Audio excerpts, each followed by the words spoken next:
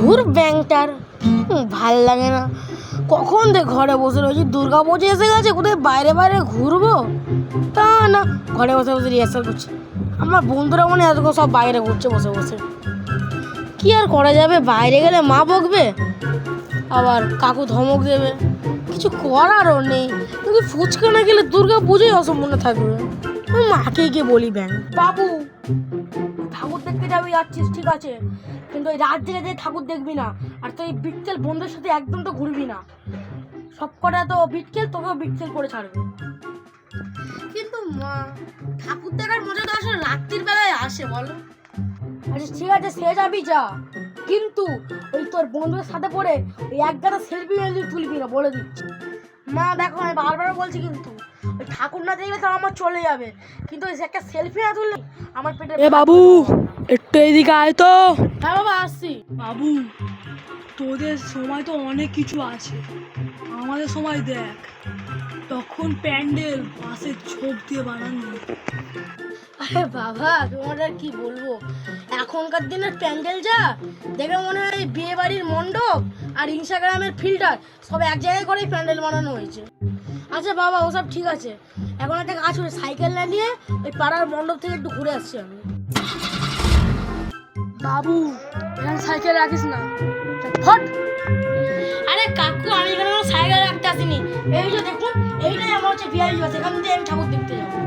পুজোতে বিশ্বাসঘাতক বন্ধু। বন্ধু দেখেছিস আমার এরকম জামা, দেখবি কি করে, তোর ওখানে বাইরে আছে। এ বন্ধু দেখ, আমার বাবা পুজোতে নতুন চশমা কিনে দিয়েছে, যেটা ওই গোল্ডেন কালার দেখছিস না, গোল্ডেন কালার না, আসলে গোল্ড 24 ক্যারেট গোল্ড। ও ছাড়া কাকে বা বলছি, ভিকিরি লোক।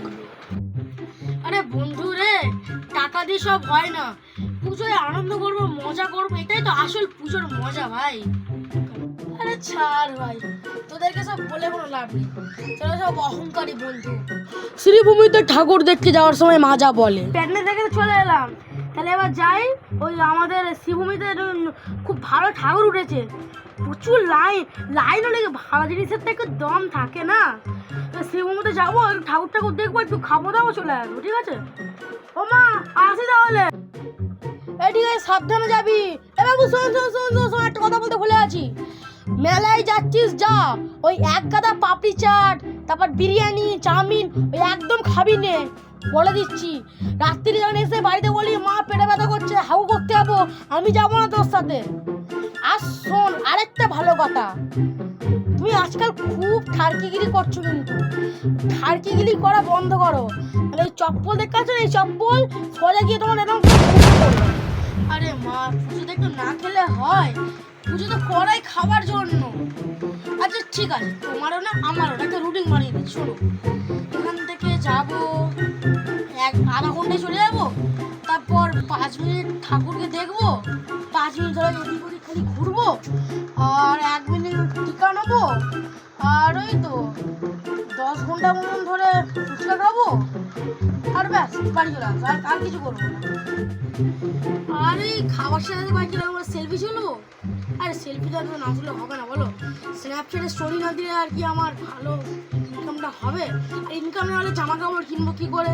আর তাছাড়া আর তুমি যা পুজোয় জামা কাপড় কিনে নিছো, কি আর বলবো তোমারে, এসে আগেকার পুরোনো জামাটা পরে যাচ্ছি, এই চারদিকে বলতে গেলে নতুন কিনে দিয়েছো। কি করবো বল, তোর মাসিরা যা দিয়েছে তাই তো দেবো। তোর মাসিরা তো এইটাই দেবে, কিন্তু তোর মায়ের বংশটাই হচ্ছে হাড় কিপটে। কি গো, মুড়ি ঘন্ট কথাটা কি বলবো? না থাক, অত বলতে হবে না।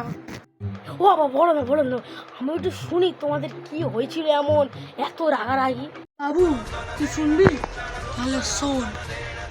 তোর মায়ের আর আমার বিয়ের সময় কিছু বরযাত্রীকে নিয়ে তোর মামার বাড়িতে গেছিলাম, তখন এর মায়ের বংশ যা হাত কিপটে, আমাদেরকে মুড়ি ঘন্ট খাইয়ে বিদায় করেছে।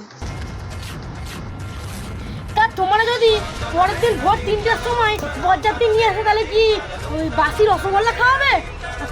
আমাদের বাড়ির লোক অনেক ভালো খাইছে, কিন্তু বাসি খাবারটা তোমাদের খাইনি, মুড়ি ঘন্ট তো খাইছে, তোমাদের মতো না।